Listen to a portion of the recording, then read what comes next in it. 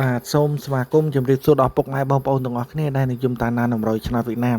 តោះបងប្អូន share វីដេអូខ្ញុំម្នាក់មួយមក share យកលៀបយកហេងយកសំណាងថ្ងៃនេះខ្ញុំចែកតម្រុយលេខ free ចែកជូនសងសំណាងនៅក្នុងសមាជិក YouTube ទៀតហើយពុកម៉ែបងប្អូន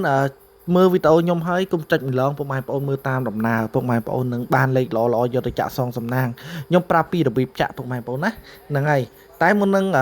ខ្ញុំបង្ហាញពីលេខ free ពុកម៉ែបងប្អូនចង់បានលេខបុក VIP ពិសេសនៅក្នុងសមាជិកឆាតថ្ងៃទី11ខែ3នេះកុំភ្លេចឆាតចូលជាសមាជិកខ្ញុំនៅក្នុងឆាតទាំងអស់គ្នាខ្ញុំនិយាយចំពោះសមាជិកលេខ free ពុកម៉ែបងប្អូនគឺមានលេខត្រូវនឹងថ្ងៃទីខ្ញុំនឹងបង្ហាញចំពោះលេខ free ពុកម៉ែបងប្អូនថ្ងៃទី11ខែ3 2026នេះគឺខ្ញុំឲ្យ6គ្រាប់នឹងទៀតហើយពុកម៉ែបងប្អូនឆ្លាញ់គ្រាប់ណាឬគ្រាប់នឹងយកសងសំណាងបានខ្ញុំដាក់លេខលៀបលេខហេងលេខសំណាងនៅក្នុងនឹងទៀតហើយតែបើសិនពុកម៉ែបងប្អូនចង់បានលេខបញ្ជាក់ម៉ោងត្រឹមត្រូវថ្ងៃទី11នេះទាំងម៉ោង 4:30 នាទីនិងម៉ោង 6:30 នាទីពុកម៉ែបងប្អូនកុំភ្លេចឆាតចូលជាសមាជិកខ្ញុំនៅក្នុងឆាតពុកម៉ែបងប្អូននឹងចុច